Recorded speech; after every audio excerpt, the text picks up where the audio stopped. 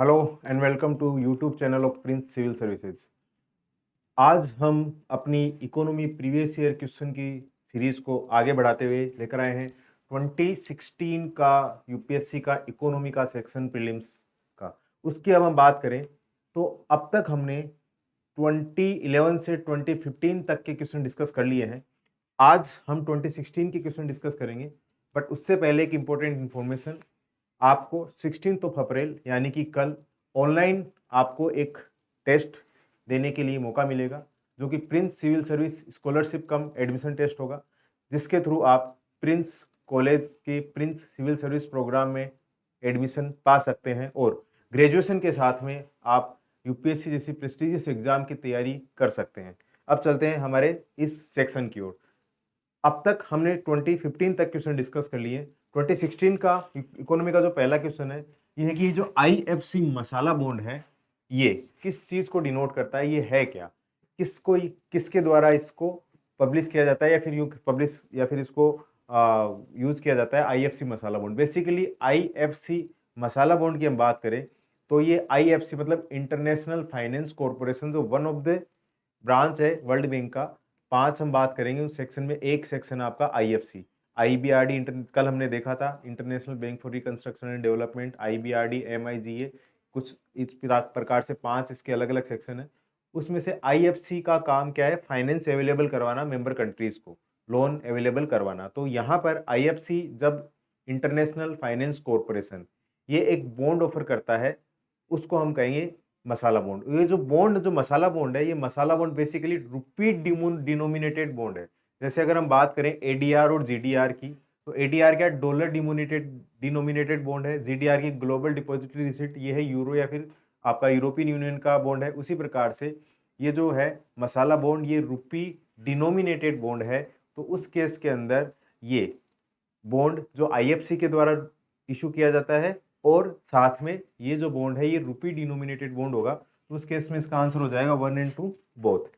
उसके बाद में चलते हैं नेक्स्ट क्वेश्चन की ओर। नेक्स्ट क्वेश्चन आपका ये कहता है कि अंबर box, green box and blue box subsidy ये किस से रिलेटेड है, कौन सी ऑर्गेनाइजेशन है या फिर कौन सा ऐसा ऑर्गेनाइजेशन जिससे ये बिलोंग करते हैं। बेसिकली इसका आंसर तो हो जाएगा डब्ल्यूटीओ। लेकिन अगर हम बात करें इसके अंदर तो डब्ल्यूटीओ में एग्रीमेंट ऑन एग्रीकल्चर है। उस एग्रीमेंट और एग्रीकल्चर में अगर हम बात करेंगे सब्सिडी की, तो सब्सिडी में बेसिकली जो कि आपकी ट्रैफिक लाइट्स होती है उसी के अकॉर्डिंग यहाँ पर इन्होंने अंबर box, green box, blue box, red box subsidy में इसको डिवाइड किया है। अगर हम बात करें अंबर बॉक्स सब्सिडी की, तो ये वाली सब्सिडी है जो कि एग्रीकल्चरल जो ट्रेड होता है उसमें डिस्टोर्शन पैदा करती है। इस कारण से इसको धीरे धीरे कम किया जाना है। अगर हम बात करें ब्लू बॉक्स सब्सिडी की, तो जब एक लिमिट तक हो उसके अंदर मतलब उसमें कमी कर दी जाए तो वो सब्सिडी कन्वर्ट हो जाएगी ब्लू बॉक्स सब्सिडी में। और अगर हम बात करें ग्रीन बॉक्स सब्सिडी की, तो ग्रीन बॉक्स सब्सिडी शो करता है किसी भी मेंबर कंट्री के द्वारा अपने फार्मर्स को या फिर एग्रीकल्चर के ऊपर रिसर्च एंड डेवलपमेंट है, इस तरीके के चीज़ों पर जो इन्वेस्टमेंट किया गया है, इस तरीके की सब्सिडी जो प्रोवाइड की गई है, इसको हम कह देंगे ग्रीन बॉक्स सब्सिडी। तो ये बिलोंग करता है डब्ल्यूटीओ के अफेयर से। उसके बाद में हम चलते हैं नेक्स्ट। नेक्स्ट क्वेश्चन ये कहता है आईएमएफ का जो एसडीआर है, उस एसडीआर की काउंटिंग में एक 2015-16 में एक नया करेंसी ऐड किया गया था। वो करेंसी कौन सा है, तो हम देखेंगे वो करेंसी है चाइनीज का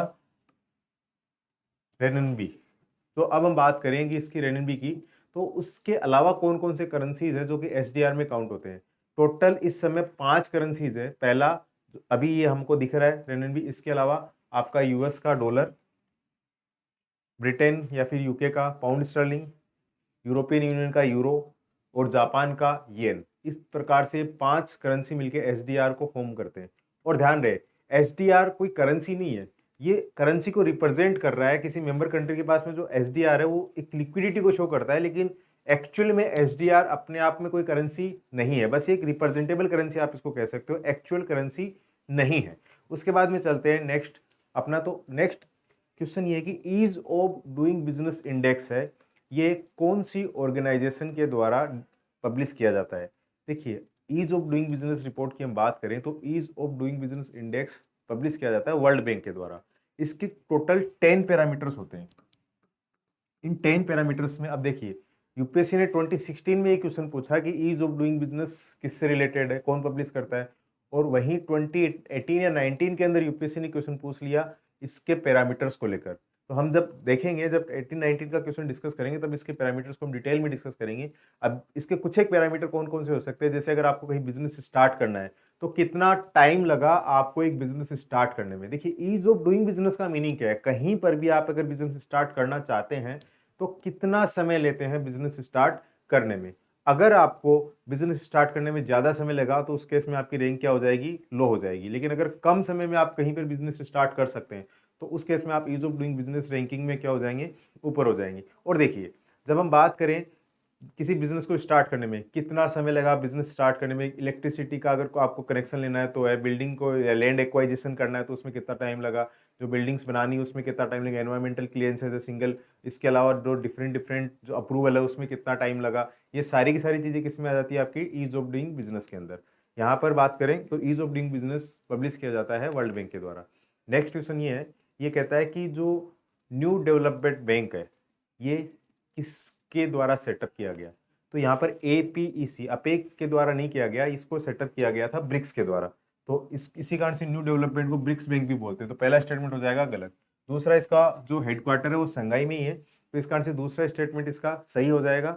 तो इसका आंसर हो जाएगा 2 ओनली। तो यहाँ पर 2014 के अंदर ब्रिक्स बैंक या फिर न्यू डेवलपमेंट बैंक को स्टार्ट किया गया था, इसको सेटअप किया गया था। और इस न्यू डेवलपमेंट बैंक का अगर हम बात करें फंक्शन की, तो इसका फंक्शन है जो मेंबर कंट्रीज है उसको फाइनेंस करना, इंफ्रास्ट्रक्चर वगैरह है और अदर ग्रांट्स के फॉर्म में, या फिर उसके गवर्नमेंट को और प्राइवेट सेक्टर को, दोनों को ये क्या कर रहा है, फाइनेंस कर सकता है, जिसका काम क्या है, ये ब्रिक्स बैंक के फॉर्म में। उसके बाद में हम चलते हैं नेक्स्ट क्वेश्चन के ऊपर। नेक्स्ट क्वेश्चन कहता है international monetary and finance commission से रिलेटेड। जो international monetary and finance commission की हम बात करें, ये आईएमएफ का एक गवर्निंग बॉडी है। आईएमएफ के जो मेंबर है, जिन्होंने इसमें फंडिंग कर रखा है, उन टोटल 24 कंट्रीज का ये मेंबर कंट्री, उसके जो गवर्नर है उसमें पार्टिसिपेट करते हैं। और उस गवर्निंग बॉडीज के जो रिप्रेजेंटेशन है वो जब इसमें पार्टिसिपेट करते हैं तो इसका इसका फंक्शन होता है कि जो इकोनॉमिक इश्यूज है उससे रिलेटेड एडवाइस देना, जो इकोनॉमिक डिसीजन, जो भी चीजें चल रही है ग्लोबल इकोनॉमिक लेवल के ऊपर, जो जो प्रॉब्लम्स आ रही है उनको टैकल, उनको बताना कि क्या क्या इसके फ्यूचर के एस्पेक्ट हो सकते हैं।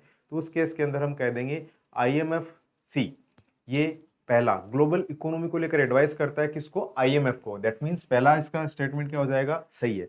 और ध्यान रहे, जब इसके मेंबर कंट्रीज के अलावा जब इसके मेंबर्स की बात करेंगे, तो कुछ तो मेंबर होते हैं, कुछ होते हैं ऑब्जर्वर स्टेट। ऑब्जर्वर का मीनिंग है कि उनके पास कोई वोटिंग राइट नहीं होता, लेकिन उस मीटिंग में वो क्या कर सकते हैं, पार्टिसिपेट कर सकते हैं। तो उस केस में वर्ल्ड बैंक भी इसका क्या है, ऑब्जर्वर है। तो यहाँ पर statement first and statement two दोनों करेक्ट हो जाएंगे, इसका आंसर हो जाएगा आपका सी। उसके बाद में हम चलते हैं नेक्स्ट क्वेश्चन। नेक्स्ट क्वेश्चन कहता है कि ग्लोबल फाइनेंशियल स्टेबिलिटी रिपोर्ट, हमने देखिए 2014 का पेपर डिस्कस किया था, तब हमने देखा था कि एक और रिपोर्ट पब्लिश की जाती है ऑर्गेनाइजेशन के द्वारा, जिस हम उस समय आईएमएफ की हम बात करें तो आईएमएफ, मैंने आपको कहा था आईएमएफ की कुछ रिपोर्ट आप और अपनी तरफ से सर्च करना। यहाँ पर भी जो ग्लोबल फाइनेंशियल स्टेबिलिटी रिपोर्ट है, इसको कौन पब्लिश करता है, इंटरनेशनल मॉनेटरी फंड, आईएमएफ के द्वारा। ठीक है, उसके बाद में चलते हैं अपने नेक्स्ट क्वेश्चन। नेक्स्ट क्वेश्चन ये कहता है कि जो एक टर्म है इंपोर्ट कवर, ध्यान रहे मैंने आपको ये बताया था कि जब हम इस तरीके से पेपर डिस्कस कर रहे हैं, तो मैंने आपसे ये कहा था पेपर डिस्कस करते समय स्टार्ट इंट्रोडक्टरी लेक्चर में कि यूपीएससी कई बार क्या होता है कि ट्रेंड पूछ रहा होता है, कई बार टर्म्स पूछ रहा होता है। यहाँ पर देखिए टर्म है इंपोर्ट कवर। ये इंपोर्ट कवर किस चीज़ को शो करता है, देखिए अगर बात करें हम इंपोर्ट कवर की, तो इंपोर्ट कवर एक कीवर्ड है,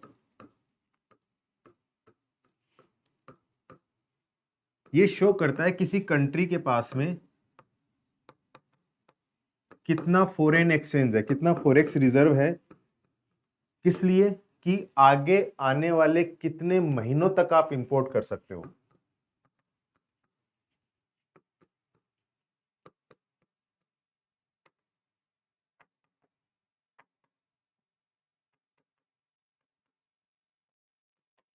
आप कितने महीनों तक आप इंपोर्ट कर सकते हो, ये शो करता है आपका इंपोर्ट कवर।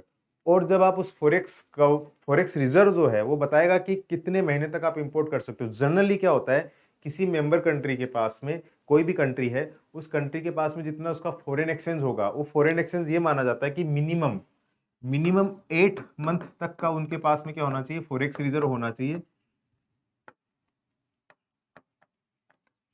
जिसका यूज वो इंपोर्ट करने में कर सके। और अगर उनके पास में इस तरीके का मिनिमम 8 मंथ तक का फॉरेक्स रिजर्व होगा तो उस केस में ये कहा जा सकता है कि उस कंट्री की करेंसी है वो स्टेबल होगी।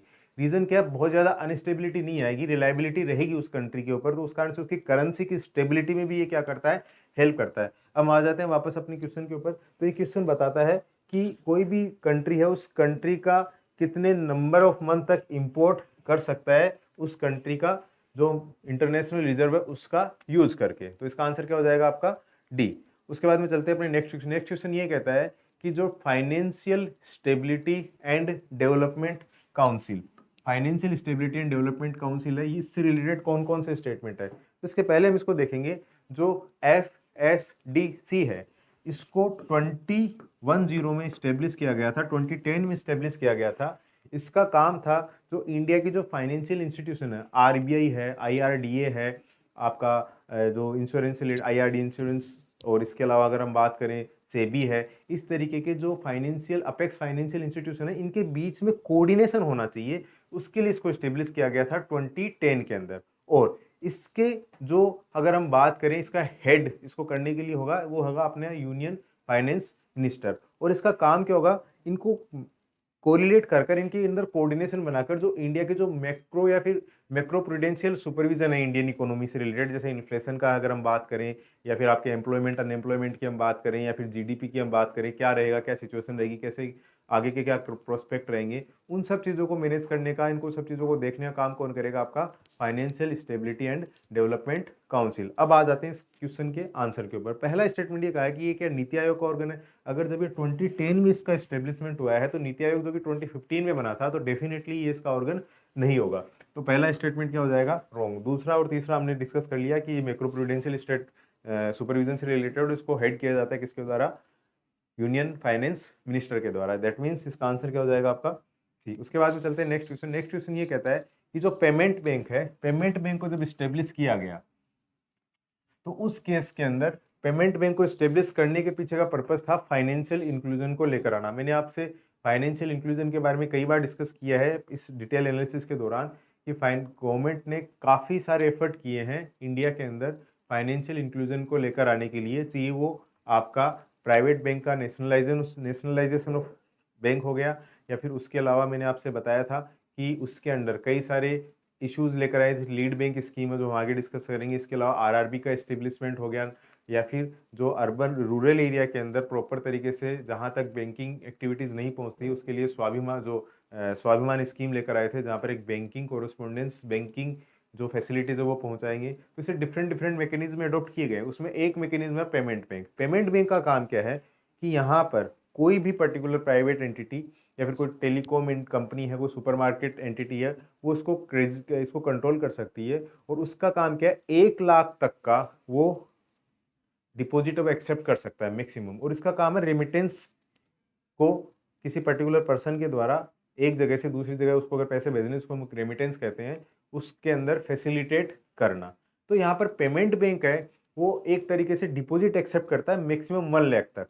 और ये ATM कार्ड तो इशू कर सकता है, लेकिन यहाँ पर कोई लोन नहीं दिया जा सकता। इसके अलावा कोई किसी भी इसके द्वारा किसी भी प्रकार का लेंडिंग एक्टिविटी नहीं की जा सकती है। तो उस केस में हम कह सकते हैं कि ये केवल और केवल डेबिट कार्ड इशू कर सकता है, क्रेडिट कार्ड इशू नहीं कर सकता है। और इसको जब ऑन करने की हम बात करेंगे तो ऑन करने के लिए कौन होगा, कोई भी telecom company, for example Airtel payment bank का आपने नाम सुना होगा, तो ऐसे हो सकता है। तो उसके इसके अंदर हम बात करेंगे, पहला स्टेटमेंट इसका क्या हो जाएगा, सही हो जाएगा। लेकिन यहाँ पर बहुत क्रेडिट एंड डेबिट कार्ड, हमने कहा डेबिट कार्ड तो इशू कर सकता है लेकिन क्रेडिट कार्ड क्या हो गया, एक तरीके से लोन हो गया। उस केस में हम कहेंगे लोन की फैसिलिटी तो ये प्रोवाइड कर ही नहीं सकता, तो डेफिनेटली ये क्या हो सकता है, ये काम नहीं कर सकते। देखिए नेक्स्ट स्टेटमेंट यही कहता है कि can not undertake the lending activity. अगर लेंडिंग एक्टिविटी नहीं कर सकता तो क्रेडिट कार्ड का क्या हो गया, एक तरीके से काइंड ऑफ लेंडिंग एक्टिविटी तो हो गया। तो उस केस में दूसरा स्टेटमेंट इसका गलत हो जाएगा और केवल एक ऑप्शन आपका बचता है, दैट इज बी 1 एंड 3।